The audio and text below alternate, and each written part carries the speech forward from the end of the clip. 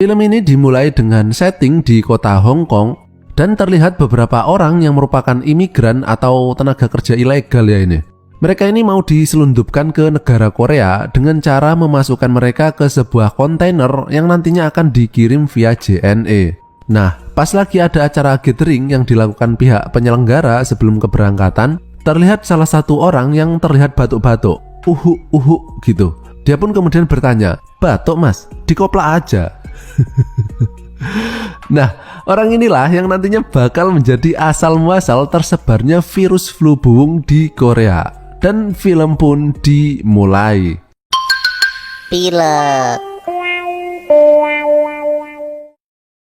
Di awal scene ini terlihat beberapa anggota tim SAR atau tim penyelamat yang sedang berusaha menyelamatkan seorang cewek yang mengalami kecelakaan dan mobilnya itu terjatuh ke sebuah lubang.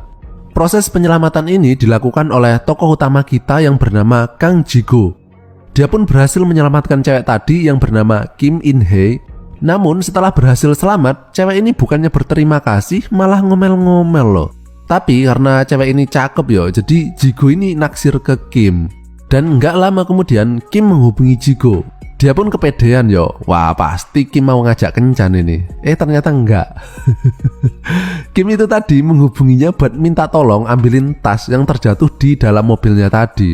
Tentu saja Ji-go menolaknya karena area tersebut sangat berbahaya dan sekarang tempatnya juga sudah disegel. Scene kemudian berganti. Terlihat dua orang bersaudara yang bernama Byung-ki dan Byung-mo yang merupakan kurir pengantar imigran ilegal di Korea. Mereka ini sedang membuka kontainer yang berisi manusia-manusia kiriman dari Hong Kong tadi. Tapi betapa terkejutnya mereka karena semua orang di dalam kontainer tadi ternyata sudah mati. Kecuali satu orang yang masih hidup yang bernama Moon-sai. Mereka pun langsung membawa Moon-sai untuk dikirim ke tempat pengepul manusia-manusia ilegal. Tapi bosnya nggak mau karena cuma tinggal satu orang aja, ntar malah rugi toh. Dan setelah Byung-ki balik dari Indomaret, dia melihat adiknya mengeluh tidak enak badan. Dan di saat bersamaan, Moon-sai yang ada di belakang mobil kemudian melarikan diri ke tengah-tengah perkotaan. Byung-mo kemudian pergi untuk membeli bodrek. Namun di sini Byung-mo yang sudah terjangkit virus justru menyebarkan partikel virus tadi ke semua orang yang ada di tempat ini melalui batuknya. Dan setelah masuk ke mobil, keadaannya justru bertambah parah sampai dia batuk darah. Dan orang-orang yang berada satu ruangan dengan Byung-mo tadi kini juga sudah terjangkit dan menyebarkan virus tersebut ke seluruh penjuru kota. Scene kemudian berganti. Ji-go yang tadi nggak mau diminta tolong ngambilin tas milik Kim, sekarang diam-diam mencoba mencari tas tersebut. Dan dari sini Ji-go tahu kalau Kim tadi adalah seorang dokter. Dan dari dalam tasnya terdengar suara HP dan itu adalah telepon dari anak Kim yang bernama Miro. Jadi Kim ini ternyata adalah janda beranak satu Tapi nggak apa-apa sih, masih lumayan seret kok. Remnya ya. Kemudian Ji-go menemui Miru untuk memberikan tas milik ibunya. Dan Miru ini meminta nomor telepon Ji-go buat jaga-jaga. Kalau ternyata antar barang milik ibunya ada yang hilang, berarti diambil sama si Ji-go ini. Ini anak mirip banget loh sama ibunya, nggak gampang percayaan. Setelah pulang, Kim sangat senang karena tasnya bisa ketemu lagi, karena di dalam tasnya itu ada file penting. Namun tidak berselang lama, Kim mendapat telepon dari rumah sakit yang mengatakan ada pasien yang keadaannya mirip seperti terkena virus. Dia pun langsung meninggalkan Miru menuju ke rumah sakit. Dan setelah dicek, Kim kemudian menyimpulkan bahwa pasien tersebut terkena virus flu burung. Kim kemudian melihat barang-barang milik Byung-mo dan di sana ia menemukan HP yang terdapat rekaman mayat-mayat di dalam kontainer. Dia menyimpulkan kemungkinan Byung-mo pertama kali terinfeksi virus dari tempat tersebut. Dia pun kemudian menanyakan lokasi kontainer tadi kepada Byung-ki. Namun Byung-ki nggak mau ngaku karena kegiatan yang dilakukannya tadi itu kan ilegal. Dan ketika Kim mengatakan bahwa adiknya kemungkinan terjangkit virus berbahaya, Byung-ki kemudian justru marah dan berusaha masuk ke ruang isolasi adiknya. Tapi untungnya akhirnya Byung-ki berhasil dijinakkan. Scene kemudian berganti. Miru yang sekarang sendirian kemudian pergi keluar untuk memberi makan kucing liar di depan tempat tinggalnya. Namun di sini Miru justru ketemu dengan Moon-sai dan mereka kemudian berkenalan. Miru memberikan makanan kepada Moon-sai, tapi Moon-sai yang sedang batuk-batuk menyuruh pergi Miru karena dia takut menularinya.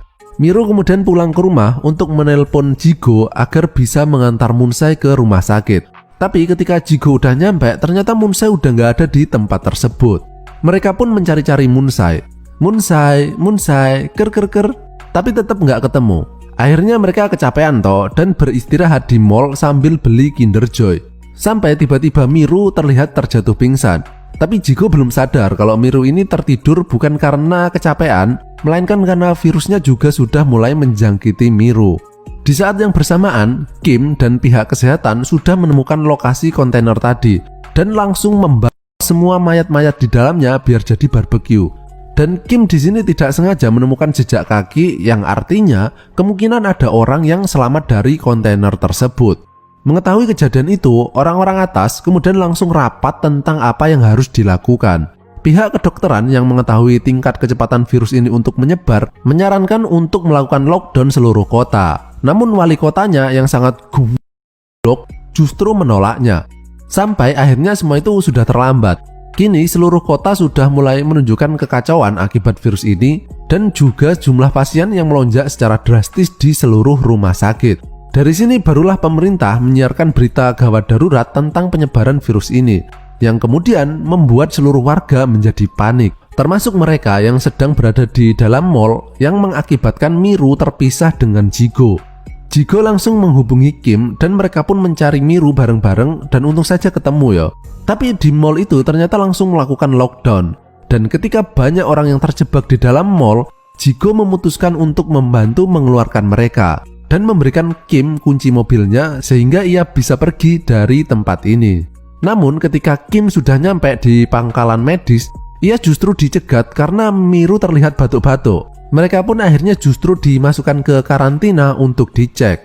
Dan di sini Kim dan Miru bertemu lagi dengan Jigo yang juga dimasukkan ke karantina. Namun Kim yang melihat bagian belakang Miru kemudian tahu kalau Miru juga sudah terjangkit virus ya. Menurut pemerintah, jika dalam waktu 48 jam setelah dites dan hasilnya negatif, maka mereka boleh keluar dari karantina. Di sisi lain, di bagian tempat orang-orang yang dinyatakan positif, terlihat Munsai di sana. Petugas yang tahu kemudian menangkap Munsai untuk dibawa ke ruang penelitian karena cuma dia aja orang yang terjangkit virus namun bisa bertahan sampai sekarang. Yang artinya, Munsai ini memiliki sistem kekebalan tubuh terhadap virus tersebut. Dan terlihat Byunggi yang terlihat begitu marah ketika tahu Munsai ada di sana karena dia menganggap Munsai adalah penyebab kematian adiknya ya. Tim medis pun dikumpulkan termasuk Kim untuk membuat serum antivirus dari darah Munsai. Dan mereka berhasil membuat serum mentah yang artinya serum ini belum sempurna. Tapi Kim yang tahu kalau orang-orang yang terjangkit akan dibunuh sebelum ditemukan antivirusnya, kemudian meminta untuk melakukan tes serum tersebut kepada pasien. Namun ditolak. Melihat Miru yang keadaannya kini sudah parah, Kim nekat membawanya ke laboratorium untuk dikasih serum mentah tadi. Munsai yang kenal dengan Miru pun akhirnya membantunya. Namun sebelum berhasil menyuntikkan semua serumnya, muncul petugas yang menghentikan Kim dengan menembakkan peluru bius dan kemudian membawa paksa Miru. Jigo yang melihat Miru dibawa petugas kemudian mencoba menyusulnya. Dan dia terkejut ya melihat fakta bahwa orang-orang yang positif terjangkit meskipun masih hidup, mereka ini dijadikan lemper dengan cara memasukkan mereka ke sebuah plastik dan dibuang ke sebuah lubang besar dan kemudian dibakar secara massal. Jigo kemudian mencari Miru di tumpukan manusia-manusia tersebut dan berhasil menemukannya dari suara HP milik Miru. Namun para petugas yang melihatnya justru menyerang Jigo dan Miru karena dianggap berbahaya jika sampai lolos dari tempat ini.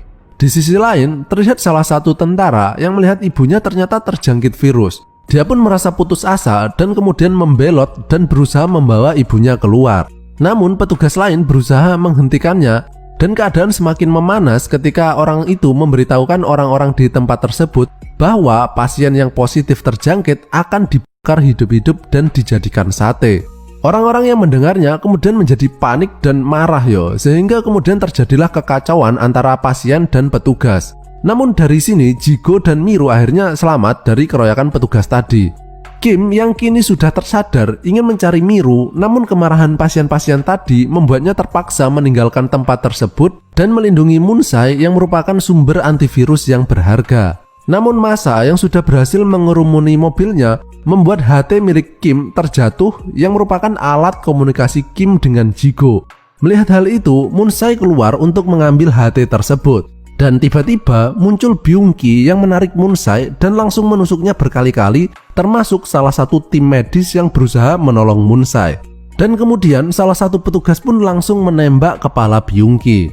Mereka pun langsung bergegas keluar dari tempat tersebut. Namun karena Moon-sae kini perutnya sudah merodol akibat tusukan tadi, kemudian dia pun menghembuskan gas terakhirnya.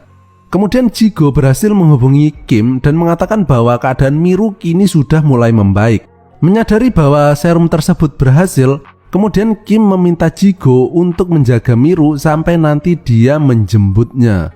Kerumunan massa yang kini sudah sampai di perbatasan kota, mereka pun dihadang pasukan army untuk mencegahnya karena bisa bahaya kalau sampai mereka menularkan virusnya ke kota lain. Dan presiden yang mengetahui Moon-sae yang merupakan sumber antivirus kini sudah mati, dia pun menjadi shock dan bingung harus berbuat apa. Dan untuk sementara, komando diambil alih oleh kakek legend. Dan kakek legend ini memerintahkan pasukan army tersebut untuk menembak mati siapa saja yang menyeberangi garis perbatasan. Melihat rakyatnya yang kini tengah ditembaki membuat presiden menjadi marah yo. Dan ketika dokter mengatakan bahwa mereka masih memiliki harapan, yaitu Miru yang sekarang kembali sehat setelah disuntik serum Moon-sae, kemungkinan sekarang juga memiliki sistem kekebalan terhadap virus ini. Presiden kemudian menghubungi Kim untuk memastikan berita tersebut dan Kim mengiyakannya. Segera presiden memerintahkan pasukan tadi untuk menghentikan perintah tembak di tempat.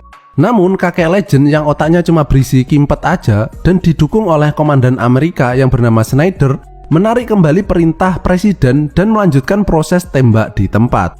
Sementara itu, Miru yang berada di kerumunan massa melihat ibunya di seberang dan langsung berlari menuju Kim. Kim yang berusaha berlari agar Miru tidak sampai ke garis pembatas, namun sudah terlambat ya. Miru melewati garis pembatas dan pasukan pun mulai melepaskan tembakan ngawur yang akhirnya mengenai pundak Kim. Melihat ibunya tertembak, Miru menangis kemudian merentangkan tangannya sambil berkata, "Bajingan, tuman, fitak ke matamu." Melihat adegan yang mengharukan tersebut, presiden kemudian langsung memerintahkan pasukannya untuk sekali lagi menghentikan perintah tembak di tempat. Namun Snyder memiliki rencana lain, yaitu dia mengerahkan pesawat tempurnya untuk menghabisi seluruh orang di area perbatasan. Presiden nggak mau kalah toh. Dia pun memerintahkan Menteri Pertahanan untuk mengaktifkan misil anti serangan udara. Dan dengan kontes saling memandang ala film Indosiar, presiden memenangkan kontes tersebut dan Snyder menarik kembali pesawat tempurnya. Beberapa saat kemudian, bantuan datang untuk menolong semua orang-orang yang terluka dan Miru yang kini akan dibawa ke laboratorium untuk proses pembuatan antivirus. Beberapa detik kemudian, terlihat kondisi kota yang kini sudah kembali aman dan terlihat Kim, Jigo, dan Miru yang kini sudah menjadi keluarga. Dan film pun berakhir.